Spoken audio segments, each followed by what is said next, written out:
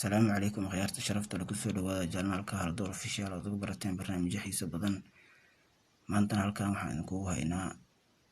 saddexda nimco oo ugu sareysa ama nimcooyinka ugu sareeya nimcada Ilaahay uu bixiyo ama nimcooyinka Ilaahay bixiyo waxaan ka bilaabi doonaa nambarka saddexaad nambar 3 waa nambarka ama saddexaad waa nimcada qaninimada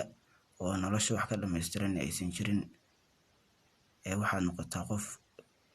waxa gacantiisa ku jira kaga kalsoon waxa Ilaahay gacantiisa ku jira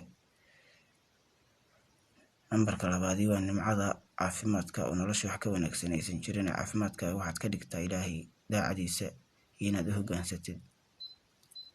nambarka koowaad ee ugu dambeeya waa nimcada islaamka oo nolosha wax ka dhameystiran aysan jirin ama nimco ka dhameystiran waa Ilaahay subhanahu wa ta'ala ya Ilaahay aydiisa ku yiri waradiitu lakum al-islaam diinan waxaan idinkaga raali noqday diintiina inay tahay islaam suurada maa'ida aayada 3 halkaas waxaa inooga barnaamijkeena ugu hadlaynay nimcooyinka Allah subhanahu wa ta'ala ummadiisa islaamka ugu deeqay fadlan channelka dad ku cusub tahay subscribe like sina share gare aad iyo aad mahadsantiin assalaamu alaykum wa rahmatullahi ta'ala